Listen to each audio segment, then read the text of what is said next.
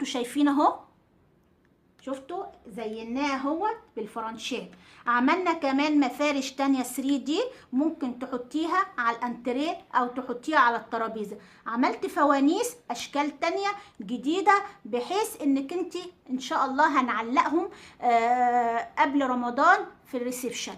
وكمان عملنا صينيه التقديم بطريقه بسيطه وسهله، وكوبايات كمان العصير. وكمان زي ما انتوا شايفين عملنا افكار جديده. انا مجرد بس قلت لكم افكار، انتوا تبدعوا وتزينوا زي ما انتوا عايزين. اتمنى يا رب ان يكون الفيديو نال اعجابكم. لو نال اعجابكم ما تنسوش الاشتراك في القناه وتفعيل الجرس ولايكات كتير وشير كتير جدا عشان ناس تانية تستفاد وتكبر عيلتنا بيكم وليكم. اتمنى نتقابل في فيديو جديد وانتوا في منتهى الصحه ومنتهى السعاده، والسلام عليكم ورحمه الله وبركاته. بحبكم.